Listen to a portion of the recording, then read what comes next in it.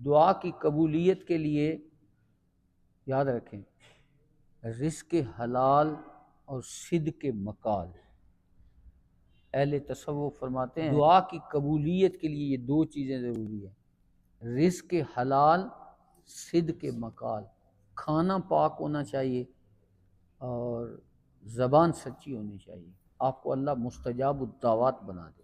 حضرت سعد نے غالباً عرض کی تھی کہ یا رسول اللہ کوئی ایسی بات بتائیں کہ میں مستجاب الدعوات ہو جاؤں، دعا کروں تو اللہ قبول فرمائے۔ حضور نے ان کو بھی یہی فرمایا، اس لیے اپنی زبان کو سچا رکھا کریں، اپنا کھانا حلال کیا کریں۔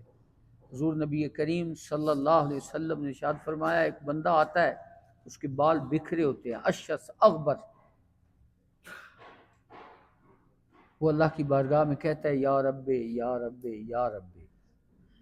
حضور نے فرمایا فَأَنَّا يُسْتَجَابُ لَهُ، اس کی دعا کیسے قبول ہو؟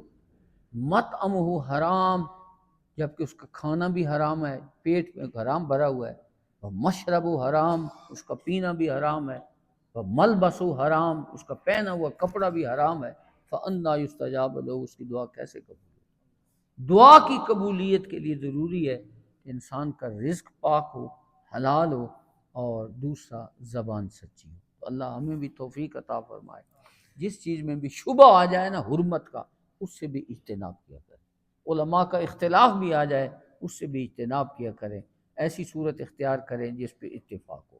پیچھے آپ نے پڑھا تھا تقوی سب سے آسان ہے، وہ یہی ہے تقوی، آسان تقوی کیا انہوں نے بتایا، فرمایا دا ما یریبو کا، اس کو چھوڑ دو جو تمہیں شک میں ڈالتا ہے، اور اس کو اختیار کرو جس میں کوئی شک، یہی تقوی ہے۔ اگر اس طرح آپ زندگی گزاریں گے تو انشاءاللہ العزیز آپ زندگی میں بھی کامیاب ہو جائیں گے، آخرت میں بھی۔